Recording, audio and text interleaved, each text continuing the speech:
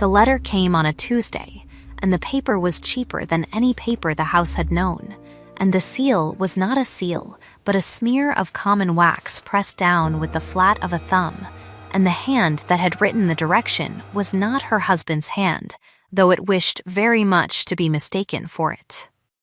Alaric Marchcroft took the letter from the boy at the gate and paid him a copper he could ill afford to refuse, and she did not open it in the yard where the geese might see her face change, nor in the kitchen where old Bettons would have known within a breath, but carried it up the narrow back stair to the linen room, where the light came in slantwise across the folded sheets. And there she broke the wax and read. It said what such letters had said for 18 months. It said that Captain Marchcroft was well, and much occupied with the affairs of the Eastern Column, and could not yet be spared, and sent his duty to his wife, and would write more fully when the season allowed. It was signed with his name in a hand that was almost, but not quite, his. She folded it 3 times, as she folded all his letters, and she put it in the small brass-cornered box on the shelf beside the others, and she closed the box, and she went down to see to the bread. That is where this story begins, though the beginning of it lay 4 years earlier, in a hall lit for a marriage, and the true beginning lay further back still, in a debt her father had signed and forgotten and died of, and to understand the price she paid, you must first understand the debt. But we shall come to that in its hour. For now, hold only the letter in the brass-cornered box, and the woman who did not weep over it, and the fact which she did not yet know, and which the house did not yet know, and which the village of Helneth did not yet know, that on the day that letter was written, her husband had been 3 miles away on the far side of the ridge, sitting to a fitting for a new coat. She was 26 that autumn, and had been a wife for 4 years, and a widow, in every way but the naming of it for the last 2. The house she kept was not her house. It had been her husband's grandmother's, and then her husband's uncle's, and then her husband's, and it had been promised to her upon the marriage in the plain and binding way such things were promised in those parts, which is to say by a spoken word before 3 witnesses, and a line ruled in the estate book. The estate book was kept by the steward Baron Occam, a small, tidy, tired man who had spent 30 years apologizing for the ambitions of others, and had none left of his own, and it was Varon who brought Aloin her allowance on the 1st of each month, counted out in coin upon the parlor table, and it was Varon who took away, at the end of each month, the paper on which she had accounted for its use.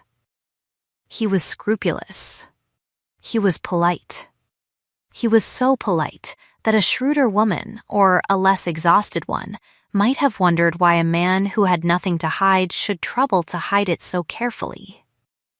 Aloin did not wonder. She had learned young that suspicion is a coat that never quite fits a poor woman, and she had put the coat away in the same drawer as her mourning gloves and her mother's silver thimble, and she did not take it out. She had married Alaric Marchcroft in the spring of her 22nd year, and she had married him for the plainest reason a girl of her sort could have. Her father, dying, had signed a paper he did not read, and the paper had made a debt of the farm, and the debt had made a wife of the daughter. This is not a thing anyone said aloud. What was said aloud, at the wedding, was that Captain Marchcroft had done the Helneth farm a great kindness in taking a bride out of it without a portion, and that Aloin Ware, as she had been, was fortunate in her husband, and pretty enough for the country, if not for the town, and would no doubt learn in time to carry herself as the mistress of a good house should. She had listened to all of it standing very straight in a dress 2 sizes too grand for her, and she had thought, with the calm that had always stood in her instead of tears, that she would learn to carry herself, since carrying was a thing she had learned to do well, and that the rest of it, the fortune, the kindness, the prettiness, was other people's business, and no concern of hers. He had been kind to her, in the first year.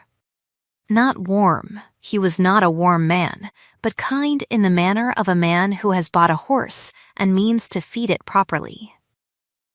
He had shown her the accounts, and taught her the names of the tenants, and stood by her at the harvest supper with his hand at her elbow, and once, on a wet November evening, he had sat by the fire opposite her and read aloud for an hour from a book of sermons, and she had thought. She had let herself think, which was a mistake she did not make twice, that she might yet be happy. Then the war had come in the spring of the second year, and he had gone, as gentlemen of his rank went, at the head of a small company raised from the ridge villages. And he had written from the coast, and from the eastern column, and from the winter quarters, and the letters had grown shorter, and the intervals between them longer, and then, in the autumn of the third year, the letters had begun to arrive in a hand that was almost, but not quite, his. Aloin had noted the change. She had said nothing of it. She had told herself, and had failed to believe herself, that a man in a camp writes as he can, and that a hand grows tired, and that ink is not the man. She had told herself this for a year and a half, and she was telling herself still. On the Tuesday, the cheap letter came, when she folded it 3 times and put it in the box. Now, at the same hour on the far side of the ridge, in a market town called Fahrenholt, where nobody knew the Marchcrofts, and where the tailor had a good reputation for a modest price, Captain Alaric Marchcroft stood on a low stool in his shirt sleeves, while a boy with a mouthful of pins turned him slowly in the light. He was a handsome man in the way of men who have never had to be anything else, and he was in that moment as pleased with himself as he had ever been in his life,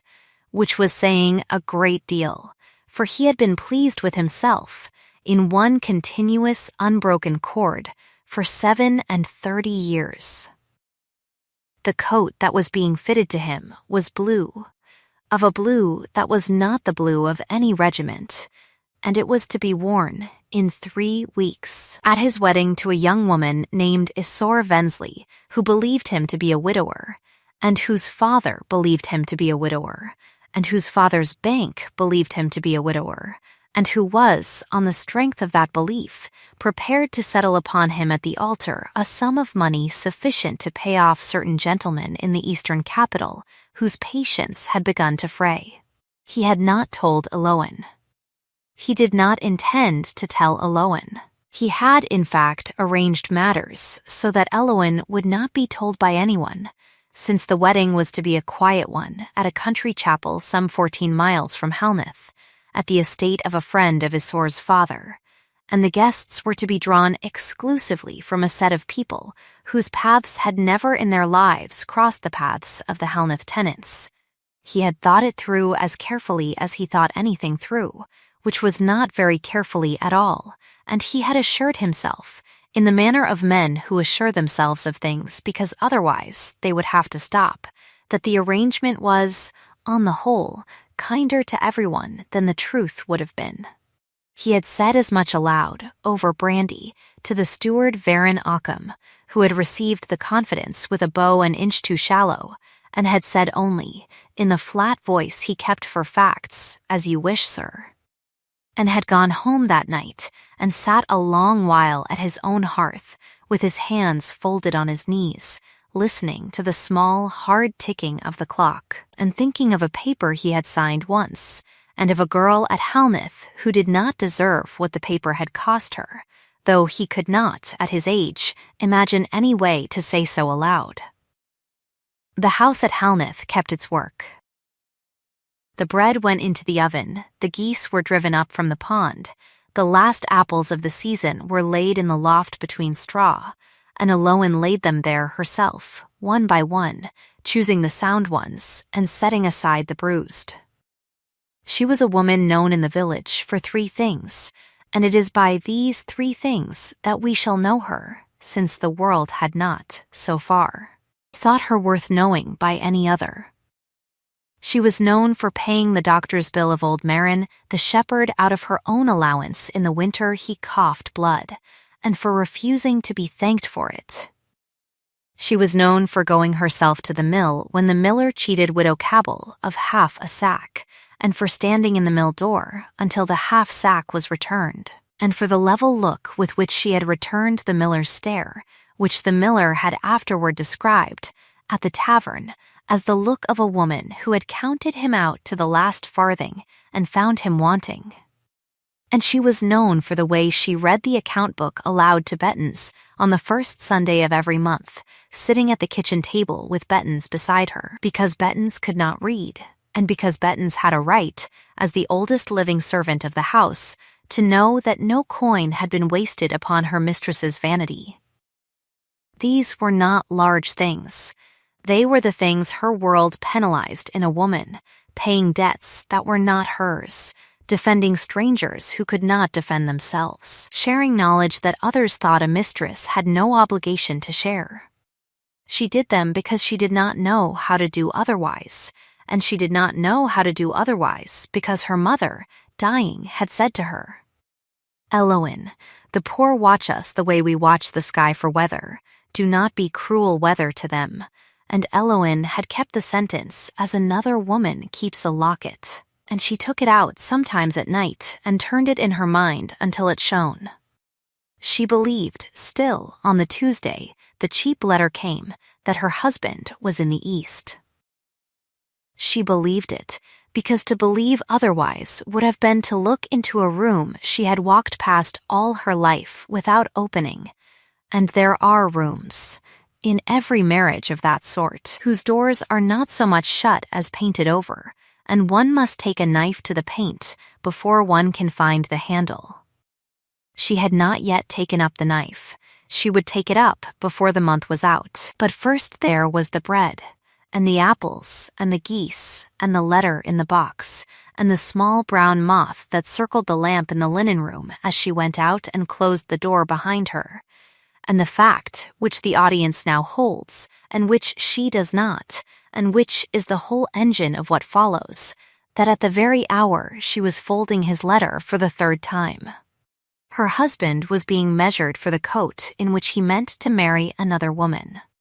The steward Baron Occam came on the first of the month, as he always came, and set the coin upon the parlor table in 4 small stacks, as he always said it, and took the paper of accounts from Eloin's hand, and read it through, and folded it, and put it in the leather satchel he had carried for 30 years. And he stood then a moment longer than he needed to stand, with his hat in his hands, and he said, "Mrs. Marchcroft, if I may, the captain sends his particular respects, and hopes you are well."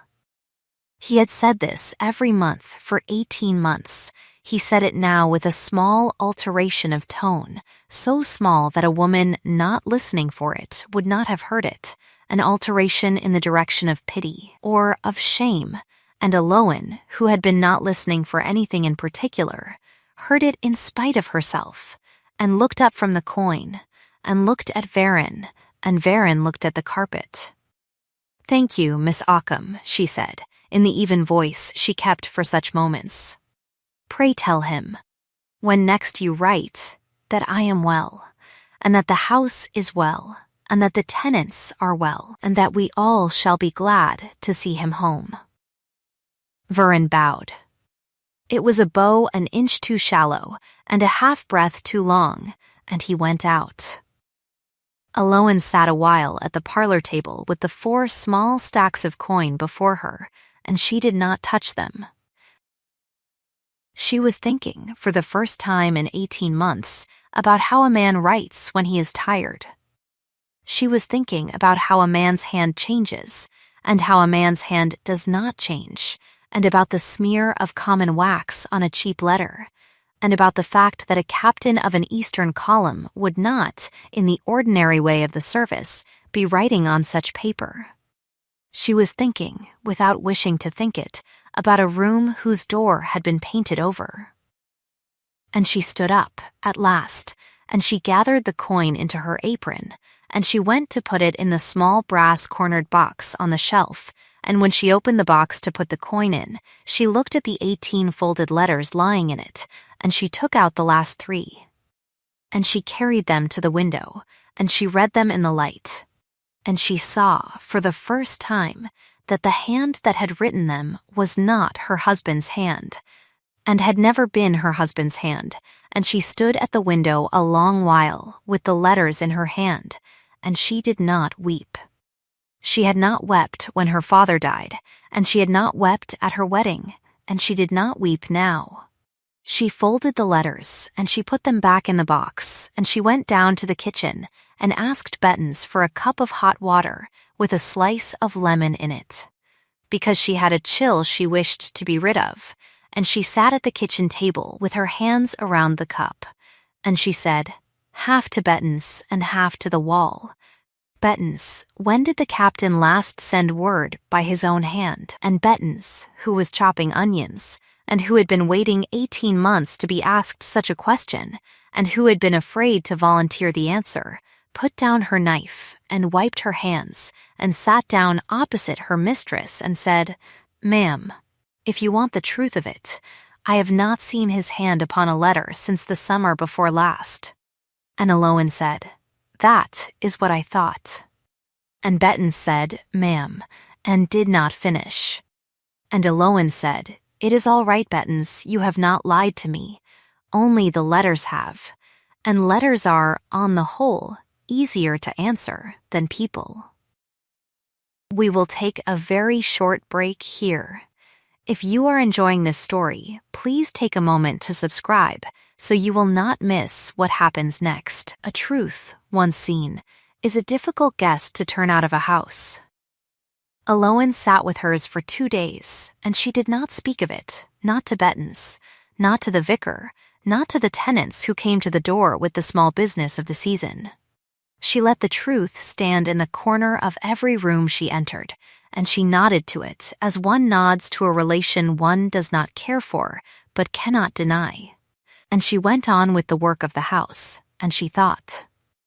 She had been taught, by a father who had been ruined by acting quickly, to act only after she had counted the room, and she counted now.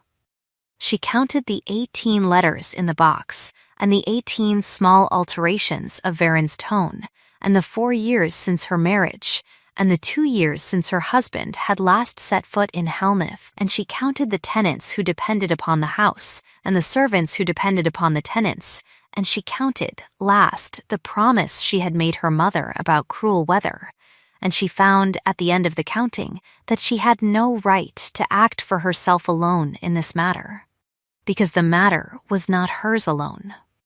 If her husband was not in the East, then her husband was somewhere, and if her husband was somewhere, then the somewhere had a name, and if the somewhere had a name, then it had, in all likelihood, a purpose, and the purpose, given what she knew of her husband, would concern money, and if the purpose concerned money, then the tenants and the servants would in the end be paid for it. She did not know yet that the payment had already been arranged, and that the coin was to be Isor Vensley's dowry, and that the receipt was to be a second marriage in a country chapel 14 miles from her own door. But she knew enough to know that she must know more, and she knew enough to know that she would not learn more by asking Varen Occam, who would only bow an inch too shallow and give her back her own words in a flatter voice.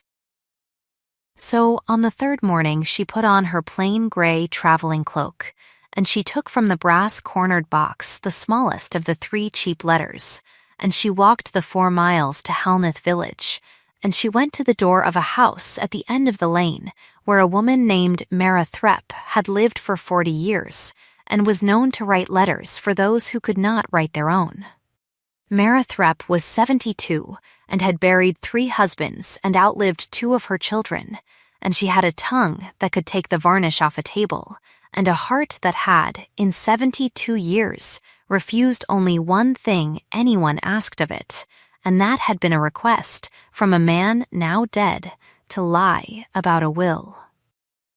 Aloan sat at Mara's kitchen table and put the letter down between them and said, Mara, whose hand is this? And Mara Threp, who had been dandling a cat, put the cat down and took up the letter and held it to the window and turned it once, and set it down and said, That is Corny Withel's hand, and Corny Withel writes for money in Fahrenholt, and I could tell you the tavern he drinks his money at, and I could tell you the man he most often writes for.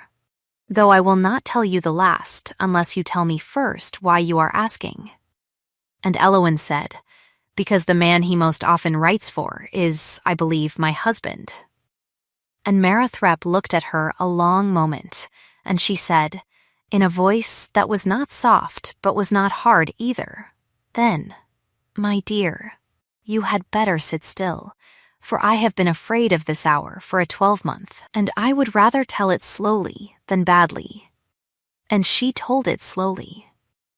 She told Eloin that Alaric Marchcroft had been seen at Farenholt 7 times in the past year that Mara knew of, and no doubt many more that she did not, and that he was known there under his own name, and that he kept company there with a family called Vensley, who were in trade in a large way in the eastern capital, and who had a daughter of 19 named Isor, and that Isor Vensley was to be married in 3 weeks in a country chapel at the Vensley estate at Prattlemere to a gentleman whom the Vensleys believed to be a widower of good family, and that the gentleman was Alaric Marchcroft, and that Merathrep had known this for a month and had not slept well for a month, and that she had come 3 times to the edge of the Helnath road to walk to the house and tell Eloin, and had turned back 3 times because she had not known what a woman could do with such a thing once she was told, and that she was sorry, and that she was old, and that she would say what she had said again to any face that was needed, at any hour, at any door. And Eloin sat with her hands folded in her lap, and she did not weep, and she did not stand up, and she did not raise her voice, and she said only, when Mara had finished, "Mara, will you write for me a letter to the housekeeper at Prattlemere, and ask her, in a woman's plain words, whether the household requires an extra pair of hands for the wedding of Miss Vensley, since a girl of my acquaintance in Helnath is in want of a place?" And Merathrep looked at her for a long, slow moment, and she said, "Eloin Marchcroft, you are your mother's daughter to the last stitch."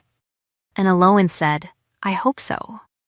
And Mara wrote the letter, and Eloin carried it home, and posted it that afternoon, and the answer came back within a week, and the answer said that yes, the household at Prattlemere would be glad of an extra pair of hands on the evening of the 18th, and that the girl was to present herself at the servant's door at 4 o'clock in a clean apron, and would be paid 1 shilling and 6 for the night's work. Now, there is a thing that must be said here before the 18th arrives about what Eloin Marchcroft chose, and why. She did not choose to write to her husband. She had considered it on the night after Merathrep's kitchen, and she had rejected it for reasons that were plain to her, though they would not, perhaps, have been plain to a woman of a different sort. She did not write because a letter could be denied, and could be burned, and could be answered with another letter in Corny Whittle's hand, and could be, in the end, 1 more folded paper in the brass-cornered box. She did not choose to go to the magistrate, because the magistrate at Helnath was Alaric Marchcroft's cousin, and would have received her charge with the same bow an inch too shallow that she had learned to hate on Baron Occam's shoulders. She did not choose to go to the vicar, because the vicar was a good man and a frightened one, and the frightened do not stand between a captain and his second bride at 3 weeks' notice. She did not choose to go to Isor Vensley, because she did not yet know Isor Vensley, and it seemed to her, on reflection, that a 19-year-old girl who had been told she was marrying a widower ought not to be told she was not by a stranger in a letter, but by the sight of the widow herself, standing in the room in a plain apron, with a tray in her hands, and no possible mistake about who she was. She chose, that is to say, to be present. She chose the oldest form of witness the world has ever known, which is the form in which the wronged party stands in the room and lets the room see her, and lets the wrongdoer see her, and lets the wrongdoer's new fortune see her, and does not raise her voice, and does not raise her hand, and lets the truth do its own weight lifting in the silence she creates by walking in. It was, she thought, the only form of address that could not be answered by a forged letter. And it was, she thought, the form that would spare Isor Vensley the most. Because Isor Vensley would see with her own eyes and would not have to be persuaded by anyone else's, and would be at liberty to decide what she thought of what she saw, at her own pace, in her own light. Aloan did not know Isor, but she remembered being 19 and being handed a paper her father had signed and being told, without being asked, what her life was to be, and she thought that a girl of 19 deserved, at the least, to be asked. The 18th was a Thursday, and the weather was fine, and the road from Halneth to Prattlemere ran up over the ridge and down through a chestnut wood and past a village called Menning, where the smith stood in his doorway and touched his cap to Elowen as she passed, though he could not have said, afterward, why he had touched his cap to a young woman on foot in a plain cloak with a bundle at her side, unless it were that she had walked past him with the carriage of a person going into a battle she had already decided to win. She had left the house at daybreak, on foot, having told Bettens only that she was going to Menning on business of the house and would be back on the morrow, and she had told no one else, and had taken with her only the plain apron, and a clean cap, and the smallest of the 3 cheap letters folded inside her stays, and the estate book of Halneth, which she had wrapped in oilcloth and carried at the bottom of her bundle. Because she had learned young that a woman going into any room where money was to change hands should carry with her the record of every coin she had ever handled, since the record was the only voice her sort of woman was reliably permitted to raise. She reached Prattlemere at 3 and washed her face at the pump in the yard, and presented herself at the servants' door at 4, and was received by a stout, kind woman named Mrs. Pruitt, who looked her up and down and pronounced her clean and quiet and likely to give no trouble, and set her to polishing glasses in the pantry off the great hall, and told her that when the guests went in to supper she was to carry a tray of wine and stand at the second sideboard and pour when asked and not before, and that if any gentleman spoke to her, she was to answer him sir and no more, and that if the bride's mother spoke to her, she was to curtsy and answer yes, ma'am, and no more, and that if she did all these things faithfully, she should have her 1 and 6 at midnight, and a slice of the wedding cake to carry home. Aloan said, yes, ma'am, and curtsied, and set to polishing glasses, and did not lift her eyes to the great hall until she was called. The company came in at 7. The candles were lit, and the fires were built high, for the evening was cool, and Isor Vensley entered on her father's arm in a dress the color of new cream, and Alaric Marchcroft stood at the head of the room in the blue coat that was not the blue of any regiment, and Aloan Marchcroft stood at the second sideboard with a tray of wine in her hands, and she looked at the man she had married 4 years ago, in a hall lit for a marriage, and the man she had married did not see her, because the man she had married had never in his life looked properly at a woman with a tray. Isor Vensley took her seat at the long table, and the toast was proposed by her father, and the company drank, and Isor smiled the small, strained smile of a girl who has been told all her life to smile at strangers, and Alaric smiled the easy smile of a man to whom the world had always given what he asked for, and Elowen stood at the sideboard and waited to be called. She had been called 4 times, and had poured 4 times, and had said sir 4 times and yes, ma'am twice, before it was her turn to pour for the head of the table. She crossed the hall with the tray. She crossed slowly, because she had been taught by her mother that a woman with wine in her hands walks slowly, or does not walk at all. She reached the head of the table, and she stood at Alaric's right shoulder, and she said, in the even voice she kept for such moments, "Sir, will you take wine?"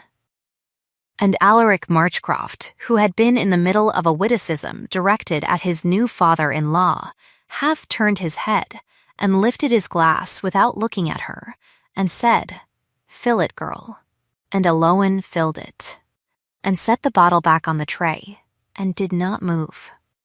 She stood at his shoulder with the tray in her hands, and she did not move, and after a moment, Alaric, who had a countryman's instinct for the presence of anything that was not moving when it should have moved, turned his head again and looked at her, and the wine in his glass shook once, very slightly, and steadied, and he set the glass down with the care of a man setting down a live coal, and he said, in a voice that was almost his and not quite,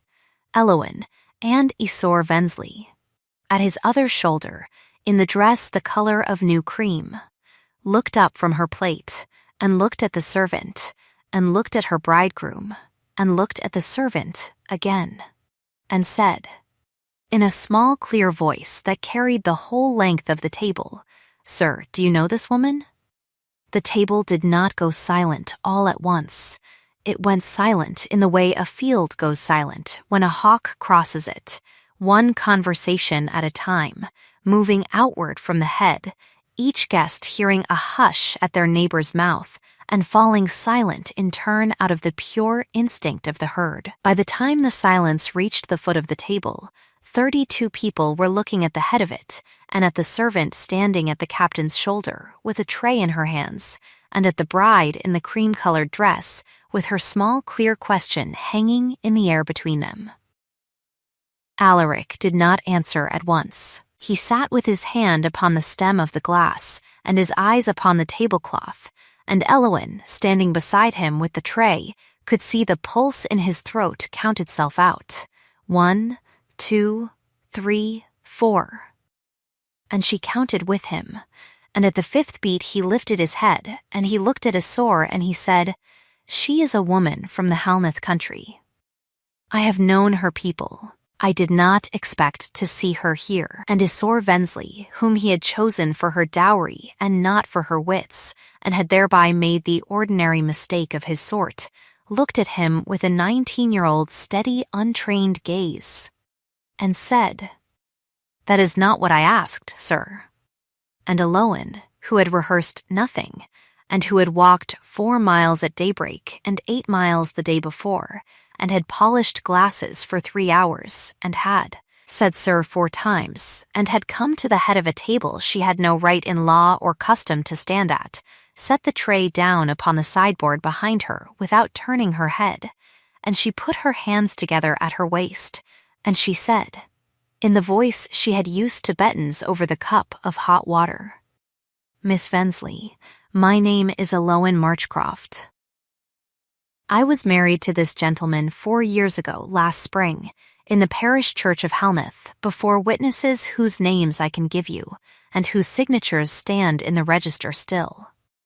I did not come here to shame you. I came here because I could not think of a kinder way to tell you what I have to tell you than to let you see me with your own eyes, before any paper was signed that could not be unsigned. I ask your pardon for the manner of it. I do not ask his." There was a sound, then, from the middle of the table that was neither a gasp nor a word, but the small involuntary sound a man makes when he has been holding his breath without knowing it,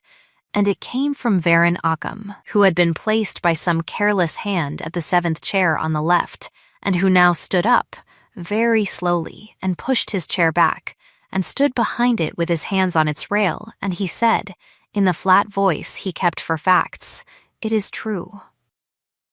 I have carried the letters. I have carried the coin. I have carried the lie for 18 months, and I have been paid for it, and I ask no man's forgiveness, and I make no defense. But it is true, and Mrs. Marchcroft has said it as it is, and I will say the rest of it if I am asked." Alaric did not look at him. Alaric was still looking at the tablecloth. Miss Vensley, at the foot of the table, a large, florid, careful man who had made his money by knowing when to speak and when not to, set down his knife and folded his napkin and stood up and said, "Captain Marchcroft, be so good as to walk with me into the next room." And Alaric stood up, because there was nothing else he could do, and he walked the length of the great hall with his father-in-law that was not to be at his shoulder, and the door of the small parlor closed behind them, and the company at the table sat in the silence that followed, and did not speak, and did not eat, and did not touch their glasses, and only Isor Vensley, at the head of the table in the cream-colored dress, sat with her hands folded in her lap and her chin up, and she looked at Aloin Marchcroft standing at the sideboard, and Aloin Marchcroft looked back at her. And neither of them said anything, and the fire in the hearth behind them burned steadily on, indifferent to what it lit. It was Isor who moved first. She rose, in a manner that would have done credit to a woman twice her age, and she came round the head of the table, and she stopped in front of Eloin, and she said, quietly enough that only Eloin and the two nearest guests could hear her, "Mrs. Marchcroft, will you sit down with me? There is a small room off the hall. I would be obliged if you would sit down with me a quarter of an hour, and tell me what you know, and let me tell you what I know, and afterward I will give the company whatever answer is to be given." And Eloin, who had come prepared to be despised, and had steeled herself against every form of rage a bride might turn upon a wife, looked at the girl in the cream-colored dress, and she saw, with the small pity that overtakes the wronged when they meet the almost wronged, that Isor Vensley was not going to be cruel to her, and that Isor Vensley was not going to be cruel to herself, and that Isor Vensley was, in that moment, the most dignified person in the room, by a distance she could not have measured. And Aloin curtsied, plainly as a servant curtsies, and said, "Yes, Miss Vensley." Gladly, and the two of them walked out of the great hall together, the servant and the bride, and the small door closed behind them, and the company did not know where to look, and looked at their plates, and Mrs. Pruitt in the pantry, who had heard everything through the serving hatch, sat down on the stool by the copper and put her apron over her face and cried without a sound, because she had been in service 40 years and had seen many things, and had never before seen a young lady of quality walk out of her own wedding supper hand in hand with the wife of her betrothed. What passed in the small parlor between Eloin Marchcroft and Isor Vensley was, by the reckoning of both women afterward, the longest quarter of an hour of either of their lives. Eloin laid the estate book on the table and opened it to the page on which her marriage had been entered by her husband's own hand, in the days when he had still written his own hand, and Isor read it, and turned the page, and read the next, and asked one question, which was whether there had been any child of the marriage, and Eloin said no, there had not, and Isor nodded once, and closed the book, and sat a while with her hand upon it, and then she said, "Mrs. Marchcroft, I do not know you, and you do not know me, and I have no right to ask what I am about to ask, but I will ask it anyway, because I do not think I shall ever have a better hour to ask it in. If I stand up now and go back into that hall and tell my father that there is to be no marriage tonight or ever, will you stand beside me while I say it?" And Eloin, who had come to the house that evening with no plan beyond being seen, and who had been prepared to walk out of it a wife despised, or a wife pitied, or a wife hated, but had not been prepared to walk out of it a wife who had been asked, by the girl she had come to warn, to stand beside her in the saying of a difficult thing, felt at last, and for the first time in 18 months, and in a manner that surprised her greatly, the sting of tears at the back of her eyes, and she did not let them fall, but she said, "Miss Vensley, I will stand beside you tonight, and I will stand beside you tomorrow, and I will stand beside you every day of the next year if you need me to, for I know what it is to be 19 and to be handed a paper, and I would not have you handed one you did not choose." And Isor Vensley put out her hand, and Aloan Marchcroft took it, and they stood up together, and they went back into the hall, and Isor walked the length of the room to the door of the small parlor where her father sat with Alaric, and she knocked once and went in, and she said, in the small clear voice that had asked the first question of the evening, "Father, there is to be no wedding." "Not tonight, not to this gentleman, not ever. I have spoken with Mrs. Marchcroft, and I am satisfied of the truth of what she has told me, and I will not marry a man who has a wife, and I will not marry a man who has lied to me, and I will not marry a man who has lied to you. And I ask you to send the company home, and to send this gentleman with them, and to have the settlement papers brought to me, that I may see them burned before I go up to my bed." And Mr. Vensley, who loved his daughter, and who had made his money by knowing when to speak and when not to, and who had spent the last quarter of an hour saying very little to Alaric Marchcroft and hearing a great deal from him, stood up and said, "As you wish, my dear," and went into the hall and dismissed the company with a bow, and sent Alaric from the house on foot with a servant walking behind him carrying a lantern to see that he did not turn back, and had the settlement papers brought from the study, and stood beside his daughter while she burned them one by one in the parlor fire, and when the last was ash, he turned to Aloan Marchcroft, who was standing at the door with her plain cloak over her arm, and he said, "Mrs. Marchcroft, my house is yours tonight, and my carriage is yours tomorrow, and my counsel is yours as long as you require it. I have been made a fool of in the same measure as my daughter, and there is no shame in her for it, nor in you, and any shame there is I will bear on the gentleman's behalf, for he does not seem, at present, to be equal to the carrying of it himself." And Aloan thanked him, and curtsied plainly as a wife curtsies to a father, and said that she would sit up an hour with Miss Vensley if Miss Vensley wished it, and Miss Vensley did wish it, and the two of them sat by the parlor fire until 2 in the morning, and did not say a great deal, but sat and looked at the fire, and once Isor laid her head against Aloan's shoulder, and slept a little, and Aloan did not move, because she had learned young that when the young at last consent to sleep upon your shoulder, you do not move, no matter what your own bones are doing. The following weeks did the work that weeks do. Alaric Marchcroft did not return to Halneth. He wrote once from a coast town, in his own hand this time, a letter that Aloan read through once and then folded 3 times and put in the brass-cornered box with the others, because she had learned by then that a letter was a letter, and the box was where letters lived. He asked her pardon in phrases he had clearly rehearsed, and he said that he did not intend to trouble her further, and he said that certain gentlemen in the eastern capital were pressing him for certain sums, and that he did not know how the sums were to be paid, and that he supposed she would hear of him next, if she heard of him at all, from wherever the pressing gentleman finally caught him up. She did not answer the letter.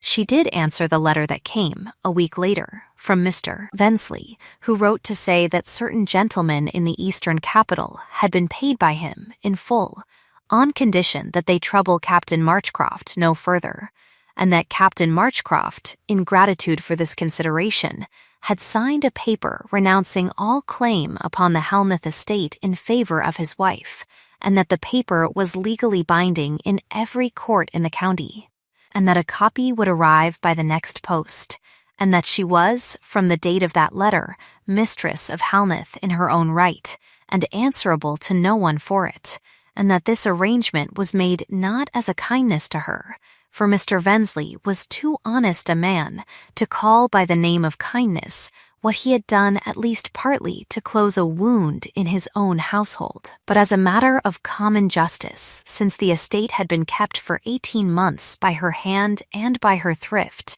and belonged to her, in equity if not in law, by every reckoning he knew. She read the letter twice, and she folded it, and she put it in the brass-cornered box, and she went down to Bettens in the kitchen, and she said, "Bettens, sit down." And Bettens sat down, and Aloan said, "The house is ours."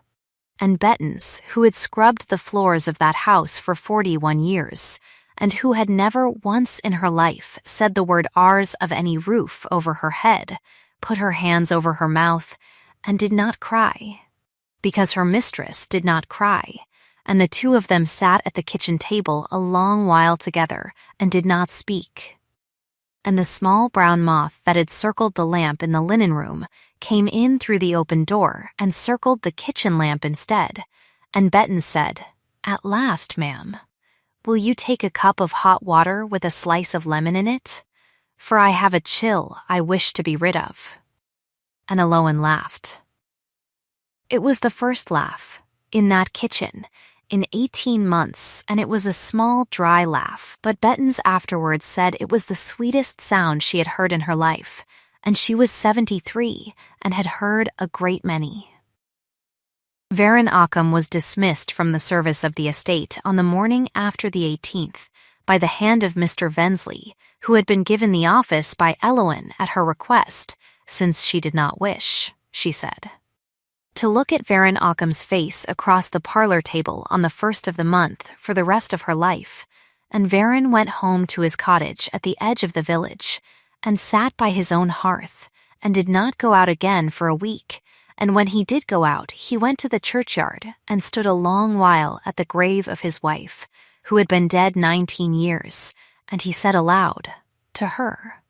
what he had never said aloud to anyone in life, which was that he had signed a paper once for a captain, and had been paid for it, and had known it was wrong at the time, and had done it because he was afraid of what a man of that rank could do to a man of his,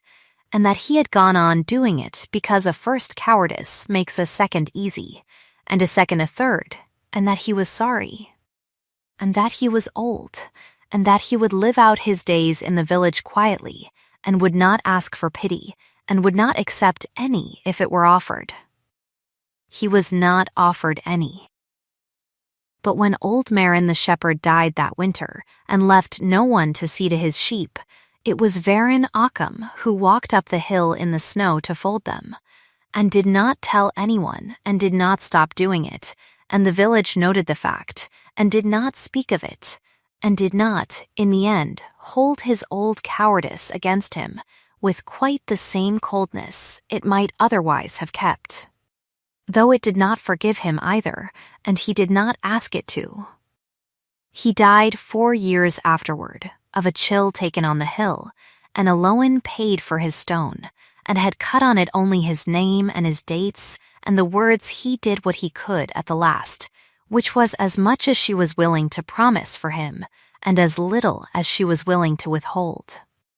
Isor Vensley came to Halneth in the spring after the 18th, and came again in the summer, and came again in the autumn, and in the second spring after she came to stay a season. And in the third she brought with her a young man from her father's counting house, whom she meant to marry, and did marry, in the parish church at Halneth. With Elowen Marchcroft standing at her shoulder in the place of a mother, since Isor's own mother had died when Isor was 7, and Isor had said, plainly, that if she was to be married at all, she wished to be married from the house of the woman who had saved her from the wrong marriage, and Elowen had said that Halneth was her house, and Isor was welcome in it.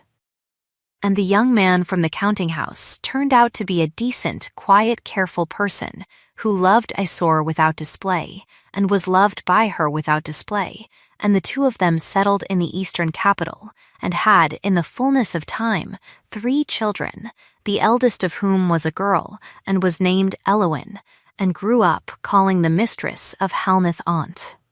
though there was no blood between them, and preferring, when she was old enough to choose, to spend her summers at Halneth rather than in the eastern capital, and learning there, from her aunt, how to keep a book of accounts, and how to speak to a miller who had shorted a widow, and how to sit still in a room where a difficult thing was being said, and how, When the young at last consent to sleep upon your shoulder, you do not move.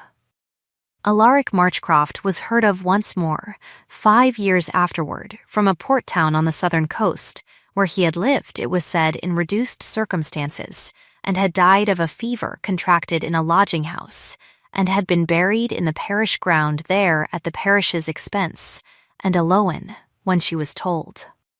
sat a long while at the parlor table with her hands folded, and then she went up to the linen room, and she took down the brass-cornered box, and she took out the 18 folded letters, and the one letter in his own hand, and she carried them down to the kitchen, and she opened the stove, and she put them in the fire one by one, and she watched them burn, and she did not weep, and she did not smile, and when the last was ash, she closed the stove, and she said aloud, to no one, "There, that is done. God rest him, for I cannot." And Bettens, who had been kneading bread at the far end of the table, said only, "Amen, ma'am," and went on kneading, and did not look up. Mara Threpp lived to be 91, and died in her own bed in the lane at Halneth, with Elowin sitting beside her holding her hand, and her last words were, "Elowin Marchcroft, you are your mother's daughter to the last stitch," which were the same words she had said the first day, and Elowin bent and kissed her forehead, and closed her eyes, and paid for her stone, and had cut on it the words Mara had once cut on her own mother's stone, which were, "She wrote for those who could not write, and she told the truth for those who could not tell it, and there were 50 people at her burial, and half of them owed her a letter."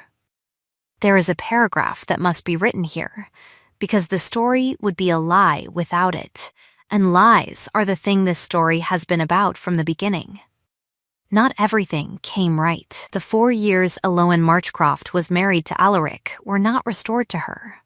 The letters she had written to a man who was not reading them were not returned. Her father, who had signed the paper that made a wife of his daughter, remained dead, and did not live to see her mistress of the house he had signed her into. Old Marin the shepherd, whose doctor's bill she had paid the winter he coughed blood, remained dead, and did not live to see the winter Varin Occam folded his sheep for him in the snow. The child Elowin had once, in the first year of her marriage, permitted herself to hope for, did not come, either then or afterward, and she did not marry again, though she was asked twice, and gave her reasons for the refusal only to Bettens, and Bettens kept them. "Some doors," she said once, to Esor's daughter, when the girl was old enough to ask, "do not open a second time, and one does not stand at them weeping, but one does not pretend they are not shut." She said it plainly, and only once, and did not repeat it, and the girl remembered it all her life, and told it to her own daughter, and her daughter to hers, and so the sentence became, in the manner of such sentences, a small inheritance in that family, more durable than the silver, and more useful than the land. On the first Sunday of every month, for the rest of her life, Elowin Marchcroft sat at the kitchen table with Bettens beside her, and read aloud the account book of Halneth, coin by coin, from the first entry to the last, because Bettens could not read, and because Bettens had a right, as the oldest living servant of the house, to know that no coin had been wasted upon her mistress's vanity. When Bettens died at 84, Aloin went on doing it, reading aloud to the empty chair where Bettens had sat,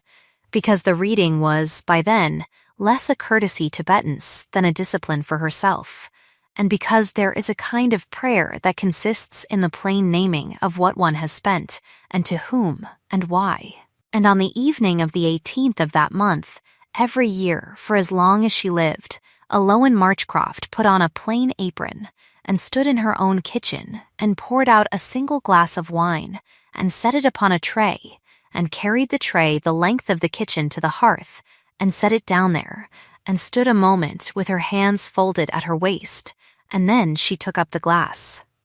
and drank it, and washed the glass, and put it away, and went to bed. She never told anyone why. Bettons knew. Esor knew. The girl who was named for her guessed and did not ask.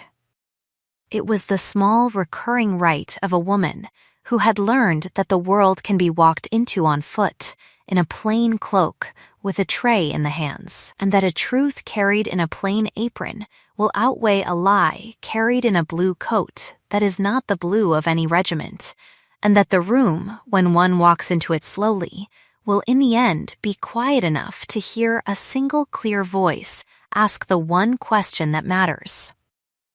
The letter that had come on that first Tuesday, on the cheap paper, with the smear of common wax, was not in the brass-cornered box any longer, for the box itself had been given to Esor's daughter as a workbox, and had held in its time thimbles and thread and a child's first sampler, and had ended its days on a shelf in the eastern capital holding buttons, which was, Aloan thought when she heard of it, exactly the honorable end for a box that had once held 18 lies. Since a button is the plainest of all small useful things, and small useful things are what a house is finally made of. She lived to be 79. She died in the linen room, in the afternoon light that came in slantwise across the folded sheets, with her hand on Esor's daughter's hand, and her last words were spoken so quietly that only the girl heard them. And the girl, being asked afterward what they had been, said only that her aunt had said the bread. She was buried in the churchyard at Halneth, and had cut on her stone her name, and her dates, and the words, "She stood in the room," and there were 140 people at her burial, and every one of them, if asked, could have told a different story about what those 5 words meant, and every one of the stories would have been true. A person who will walk 4 miles at daybreak to stand quietly in a room where a lie is being married is worth 100 who will send a letter, and worth 1,000 who will send none, and the room, in the end, always remembers who stood in it, and forgets, in time, who sat down. Thank you for listening to this story all the way to the end. Tell us in the comments which city you are watching from and what this story made you feel. And do not forget to subscribe so you will not miss the next story.